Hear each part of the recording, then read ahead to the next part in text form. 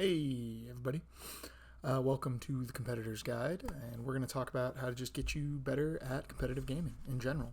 A lot of this is going to focus on trading card games specifically, because that's what I tend to work in the most.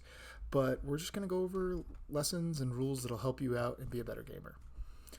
This one is going to be, I don't want to say shorter, but it's going to be quicker, I think, because we're just going to talk about being a results-oriented player and how to avoid being a results-oriented player, because this is just really important. If you ever listened to Limited Resources with Marshall Sutcliffe and Luis Scott Vargas back in the day, they loved to talk about this, and they called it being R.O.T, which, not the best acronym for results-oriented thinking, but I like to call it the brain rot when you're results-oriented thinking. So R.O.T, results-oriented thinking, right, and brain rot bad. What do I mean by results-oriented? What am I even talking about? Okay. Results-oriented means that you base all your decisions off of the results you get. Now, an example of this is if you have a hand and there's a couple different plays you can make, and you make a play that you might have felt originally is objectively correct, but then variance doesn't slide your way, and you end up losing. And so then you avoid that play later on because it didn't work out for you. You base all your future decisions off the result of that play. That's results-oriented thinking. And it's bad because a lot of times the result does not actually reflect whether the decision was correct or not. What we want to do and what we want to focus on is how to make the objectively correct decision that gives you the best percentage chance, I guess, to win or to at least get to the next thing you're trying to do every single time.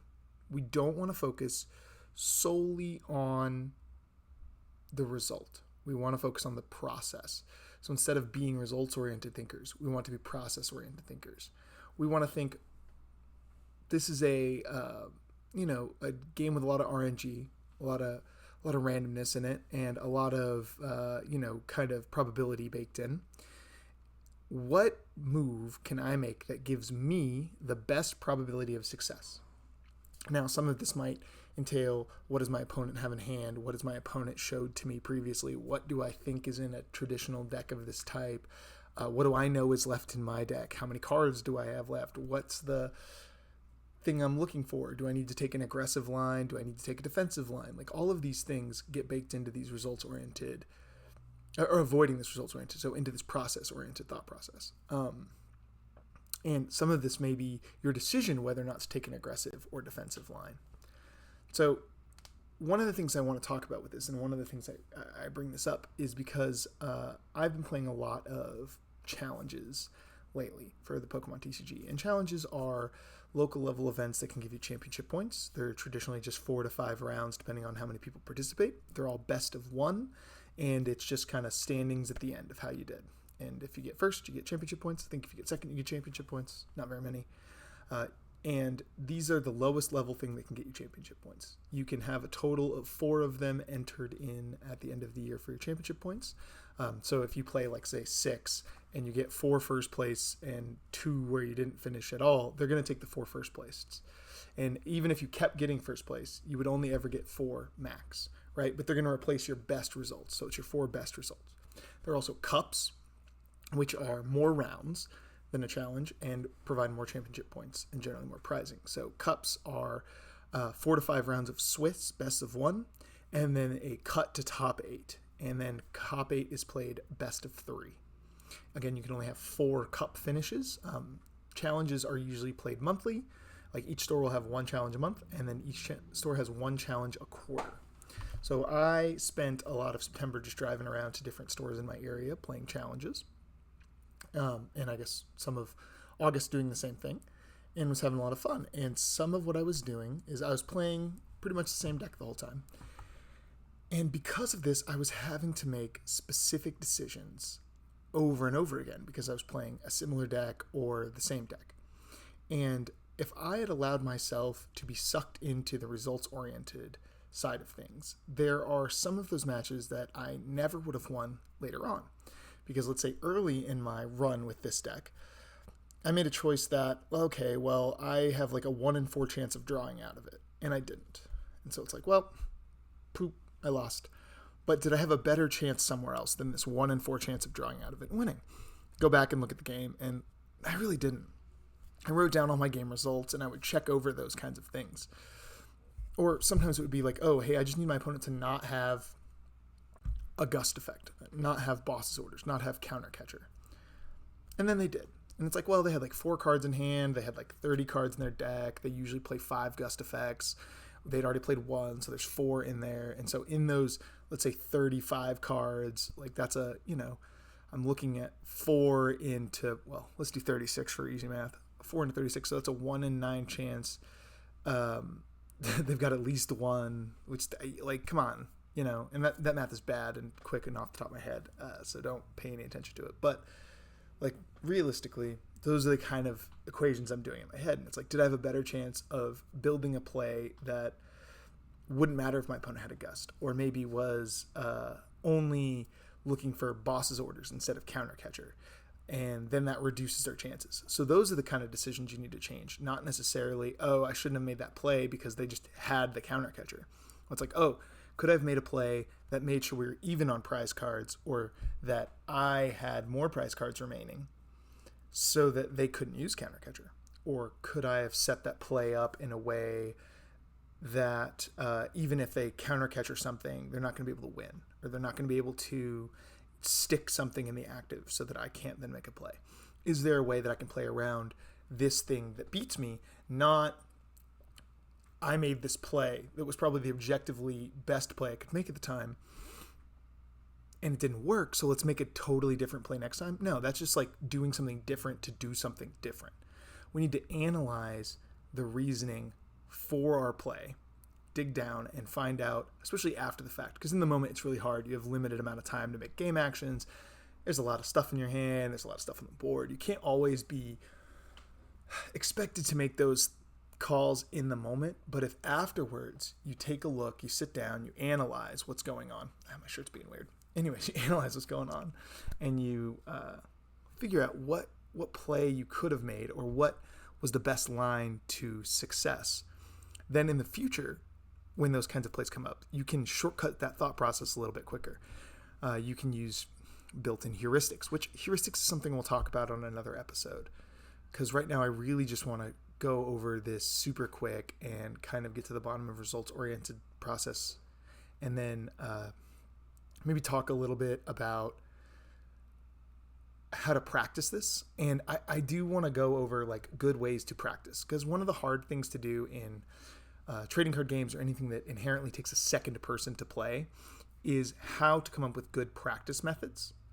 It's not like sports. It's not like you can just go repeat an action over and over again and get better at it. You can't just throw a ball at a wall and then adjust accordingly to get the ball exactly where you want it to be over and over again. This usually requires a second person and a second set of thoughts. And potentially, if you're playing in paper cards. If you're playing online, you can't just stop the game and analyze what's going on. So we need to come up with healthy ways to practice this. And practicing results-oriented thinking is something or practicing getting away from results-oriented thinking. Keep flubbing that. But practicing not having the brain rot here, not having that results-oriented thinking sticking you in and making you kind of just change to change. That's not good. So we want to work away from that. We want to find ways to practice process-oriented thinking and how to apply it to everything we do. Because realistically, guys, process-oriented thinking will save you in more than just card games, and more than just video games, and more than just whatever. Like, process-oriented thinking is honestly just a really helpful way to go about dealing with issues day to day that come up, whether it be like work stuff or life stuff. It doesn't matter. Like, process-oriented thinking can help you out. So, how do we avoid the brain rot? How do we stay away from that and stick to our process-oriented thought? One of the easiest ways to just say it is like you just do it over and over again, right? That's practice in a nutshell, is to just do something over and over and over, and eventually you'll pick it up and stick to it hard. But how do we set up scenarios where this is important to us, where this is a thing that we can think through? Well, part of it is acknowledging what the process is, acknowledging what process we need to think through in order to get to this. We need to start at, what are my choices? Lay out all of our options if we can.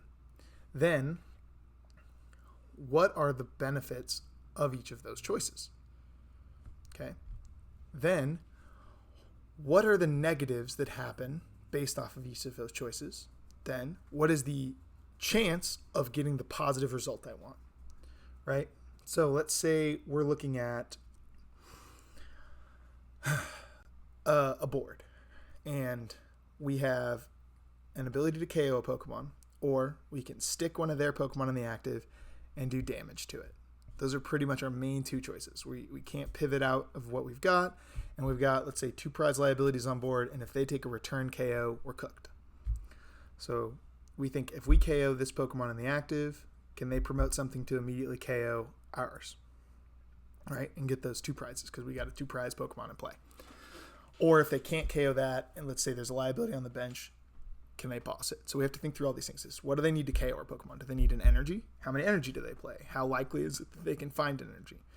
Or do they need to boss something or gust something in some way to get a KO in the back that doesn't require any energy? So each of those is only one step. Let's say they have more energy in deck, but we've seen them use a bunch of it, and it's less likely they're going to be able to get it. We go, okay, there's less energy. So KOing in the active, they're going to have to find boss or countercatcher, or energy. So then it's like, oh, how many boss do they play? Probably 2. They've used 1. Okay, how many countercatchers do they play? Probably 4. Okay, so there's 5 in deck. How many energy do they play? Let's say 8. And we've seen 5 go away, so there's 3. So that means there's 8 outs in that deck. How many cards do we think that deck is? How many cards in hand do they have? How likely is it they have one of these outs, or an ability to draw to one of these outs? Those are the kind of things we have to think through. So that decision, KOing something in the active, gives them 8 total outs in this big deck. Well, let's say we use our boss and we try and stick something else in the active, and we hit it. Now, the only way out for them is energy or a switch. And it's like, okay, we already did the math that they have 3 energies left in their deck, and then they play 1 switch card. So now there's only 4 outs instead of 8 outs. That's 50% less chance that they're going to have an out to beat us. So making that decision, even though it doesn't get us prize cards, even though it seems less optimal, is the better decision because we give our opponent less outs to beat us in this just next turn. They can't just flip and return KO us. Thinking about how to adjust our play according to what our opponent potentially has is one of those next level plays. A lot of times people talk about level 0 is understanding how to play cards. You just play the game, right? Level 1 is understanding how to make your cards work together in a way that is more effective than at their face value. You're not just playing cards, you're playing cards with a plan.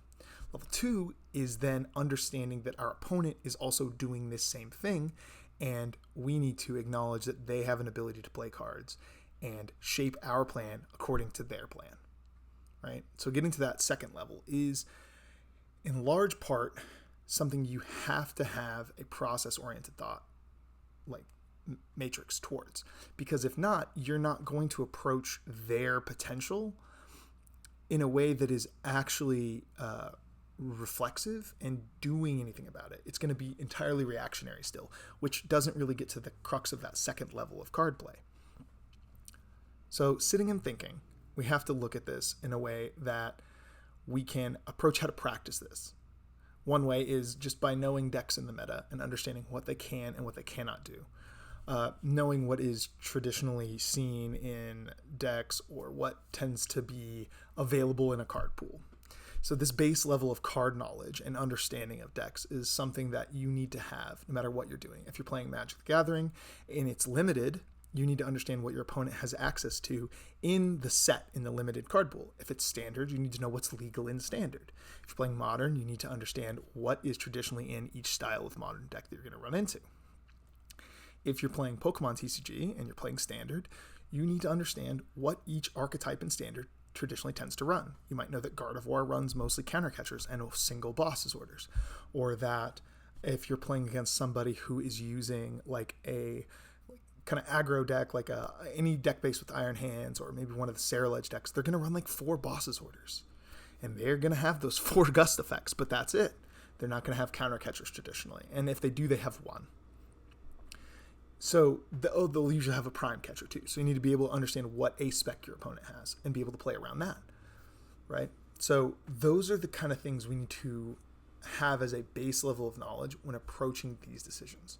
So it's not so much as practice as it is familiarizing yourself with the variables at play when making a decision. That's an important thing. Now, another way we can practice these decisions is by goldfishing or fish bowling, whatever you want to call it, your list, your deck, and working through all of your own physical lines and what you can do in different situations, how you have setups, what your pivots are. This doesn't work as well if you only have your deck. A lot of times you need to set up an opponent's deck or set up a scenario. So then setting up these likely scenarios. How many prize cards do I have left? How many prize cards do they have left? What Pokemon do they have in play? Getting in good practice games with a trusted opponent who you can also go, hey, let's roll it back. Hey, let's change things. Or can we pause and examine the board state? Not just jamming games, but playing games with intent. Playing games with an understanding of trying to learn what the best play for both of you is in each situation is going to up both your games. And it's going to up both your decision-making abilities and steer you away from those results-oriented thought processes. Because if all you're thinking about is what comes up off the top of the deck as the answer to whether you should or shouldn't do something, it's not going to help. Because what comes off the top of the deck is random. I can shuffle that deck, and it's going to be something different every single time. Probability-wise, you need to play for the best possible outcome, not what's actually coming off the top of the deck. And that's a hard lesson to learn sometimes. But by jamming a whole bunch of games and by changing what's going on and even, hey, adjusting the top card of the deck, saying, okay, we know that the top card is boss. What is my play then? We know the top card isn't boss. What is my play then? Right? Trying to adjust around these things and trying to set up scenarios where you guys can manipulate the cards just slightly or understand the situation and play back and forth and run through all your options is going to give you a better understanding of what will and won't work most of the time. And that's what we're trying to hit here. We're not trying to hit the one golden rule. It doesn't work like that. We're playing towards probability. We're trying to take the 60 in a 60-40 every time. We're trying to take the 51 in a 51-49. We're definitely trying to take the 90 in a 90-10. Okay, we're always trying to take the higher course probability. Even if it's a slim margin of victory, that's the thing we want to shoot for. Every single time, whatever play we set up needs to be aiming for that margin of victory. And we want the highest margin of victory, right? We'd rather have a 70-30 than a 60-40. But if the only thing available to us is 55-45, man, we're shooting for that, okay? We're taking whatever margin of victory we can get. And heck, even if the only available margin is we'd rather be the 30 on a 30-70 than the 20 on a 20-80, then we're doing that. We are shooting for the best probability of victory. Regardless of what our odds are at this point in time, we want to improve those odds. And that decision is not always going to work because it's probability based. And one of the ways to get yourself out of the mindset of single moment probability is to just do those same things over and over and over again. Put yourself in that same situation. Run those exact same sets back. Move those to the same card scenario in play over and over again. But you tweak one card, you have a totally different result. Tweak cards in hand, tweak cards in deck, tweak cards that have been used, whatever. You're changing those percentages, and by doing it over and over again, you're going to help reset your brain to understand that, like, I am doing the thing that gives me the best probability of victory, not the play that worked this one time. The other side of that coin can also trick you. If you make a bad play and it works, you're going to think, I can do that, and it works. It's good. But it's not going to work most of the time. And then you're going to end up losing thinking you're making the correct play, but in reality, you've made the wrong play. So just getting a lot of games with whatever deck you want to play or with whatever style of deck you want to play is really good for this.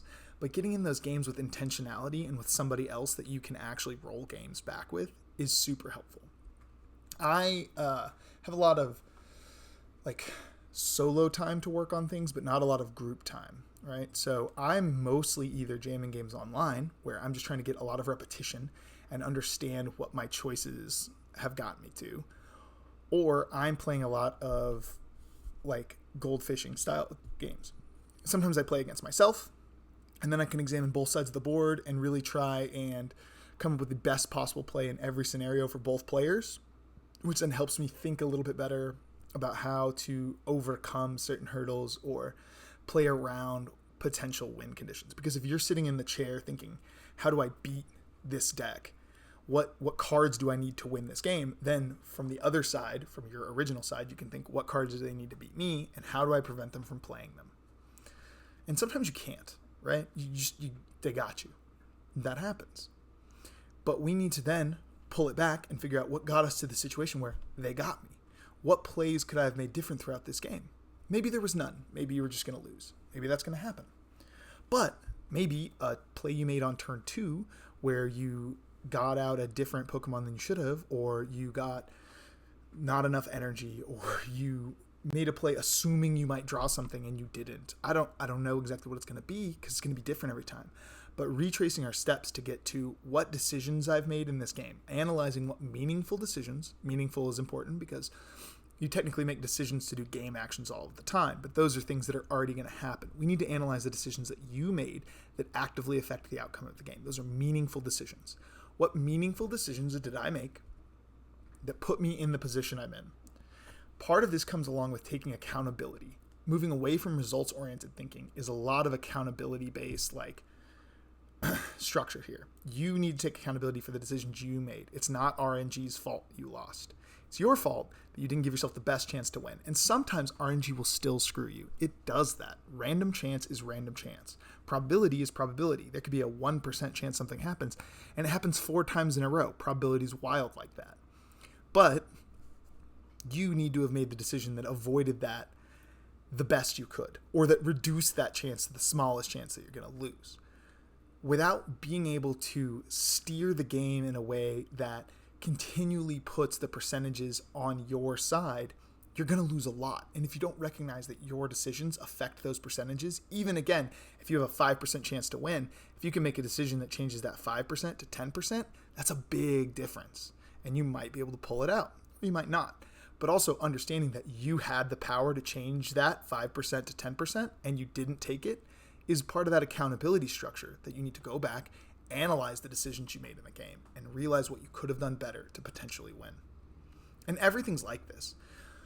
It's really hard in the moment. It's really hard while you're playing an active game in a tournament or an event or even just a local league, because you're in the game, you're in the moment, and you're trying to win. That's why this practice, where you can take the time and look through the lines, look through what you play, look through the cards in your deck, look through the cards you potentially could play against, and how to overcome these. It's really important.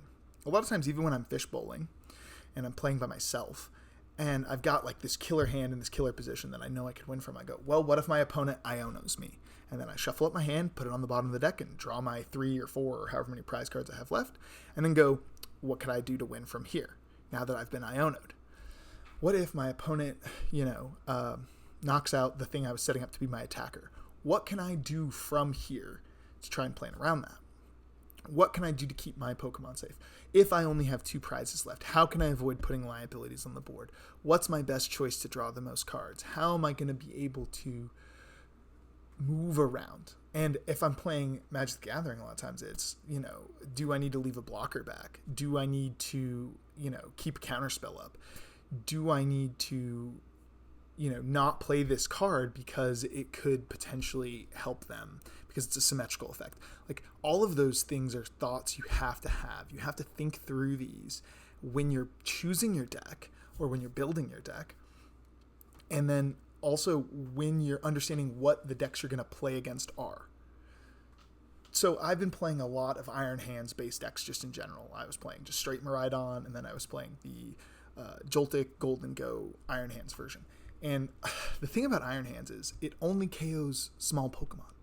If I'm playing against a deck that is using big basics or doesn't have stuff that my Iron Hands is going to be able to reliably KO, I don't power up Iron Hands. I have to shift the deck and do something different. If I just thought every single time Iron Hands go burr and it gives me 2 prize cards off 1 prizers, I need to play Iron Hands, I'd have lost a lot more games because I wasn't adapting to what my opponents were doing. I'm being results-oriented, thinking Iron Hands won me all those other games, so yeah, I just use Iron Hands. But I need to understand that the process is not just power up Iron Hands go burr. The process is attempt to beat the deck that's in front of me. And understanding the differences and the different styles of decks that you could come up against are really important. Now, sometimes your game plan is going to follow very similar steps no matter what, and you're going to go through the same kind of things no matter what you do. But there are other times where you have to go totally off script, and you need to understand when those times are. And part of that is avoiding being results-oriented and being process-oriented. Because if you build in those processes and you build in that thought of what lines can I take here to avoid losing, or what lines can I take here to maximize winning, or what lines can I take here to give me the best chance of like setting up my board or having a big late game to get me to those later chances. You need to make those decisions when you can make them.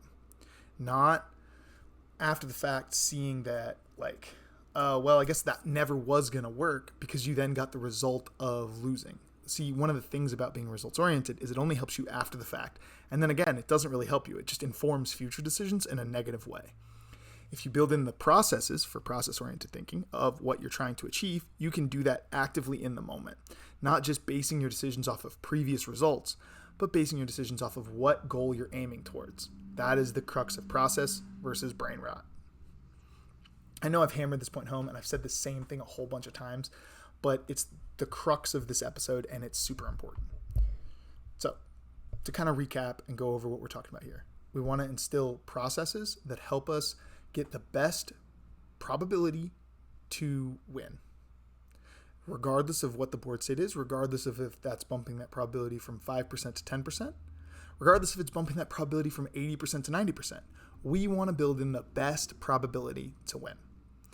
We don't want to make decisions based solely off of other things that have happened before. That is leaning too hard into our heuristics and leaning too hard into our results and not understanding that those results come based off of probability and are subject to change. We need to have a crucial and critical understanding of what is in our deck and what it can do.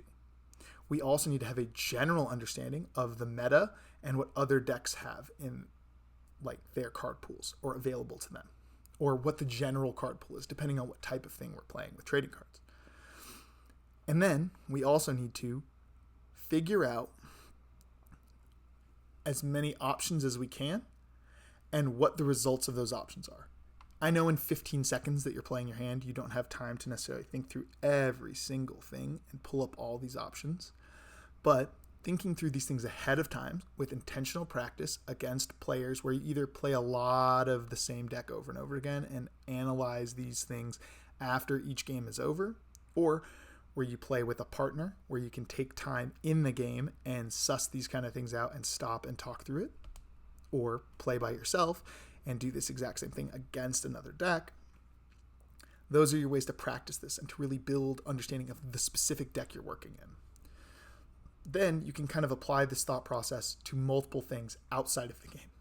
Let's say I'm driving to work and I know that I can take the highway or I can take the city streets, and when I'm there I'll have multiple choices. And the highway's always had construction on it. It's probably going to be slowed down. I probably shouldn't go that way. I'll take the city streets, go around the construction, then get on the highway. That gives me the best probability to not have a super slowdown, right? I'm not going off the results of the last time I went, the construction, I got through it really easy. Or the last time I went on the city streets, I hit all red lights. I'm going to do the thing that gives me the best probability to get to work the fastest. And you can start applying the same thought process and the same breakdown to most decisions you make in life. And most gaming decisions you make boil down to this simple decision of trying to hit the higher end of each probability of what gives you the greatest possible chance of success. That's usually what we're looking at for everything and what we want to go to. Does it work every time? No. That's how probability works. It's not going to work every time. That's the kicker. But it's going to eventually go in your favor more times than it won't. A really weird example of this, and something I've been doing basically my whole life, is if someone is flipping a coin and asking you to choose heads or tails, pick one, heads or tails, and always pick that one. The coin has a 50-50 probability of landing on one of the two. It seems even, right? But if they're flipping the coin multiple times and you keep changing back and forth, you're actually changing your probability of hitting to less than 50% because you're changing the options. If you pick tails, like I always pick tails, and just pick tails every single time, over the course of flipping a coin, you'll get 50%. Even if it's going to take billions of tries to like fully level out at 50%. But over the course of every coin flip in your life, you'll hit 50%. If you change back and forth, it'll be less than that. It just will. Because you keep changing your choice and the coin won't change what it's going to land on. So if you are results oriented and think, I picked tails, but it was heads, I should pick heads this time, you're actually reducing your percentage. If you just pick tails every single time, it's a higher percentage. And this is a weird example and it's not super intuitive, but it's a very concrete thing and a very small decision that you can make every single time, looking at the process of how this works instead of going off of the result of whatever the thing was.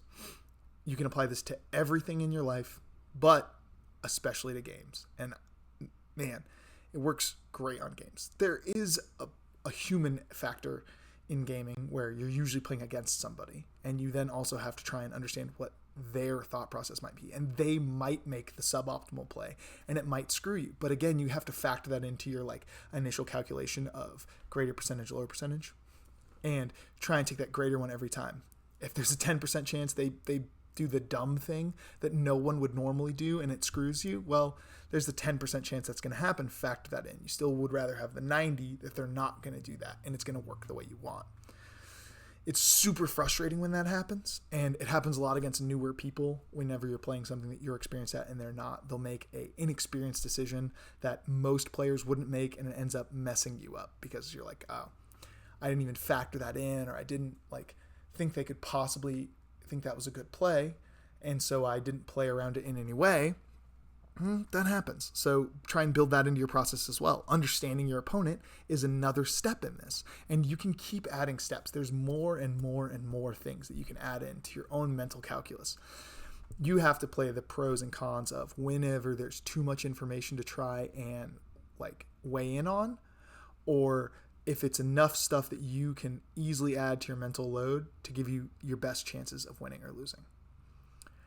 In Pokemon VGC, this is a big part of the game because you're not only picking what is the safest move for you every time, but you're trying to understand what it's most likely your opponent will do, and having to factor in all of their choices and then making the safest move against all of them is often way too much mental load. So you then have to pull it back down to the most likely choices. And that's where a lot of times you can get caught up or tricked by a player with less experience or somebody who's just trying to make the most unorthodox move.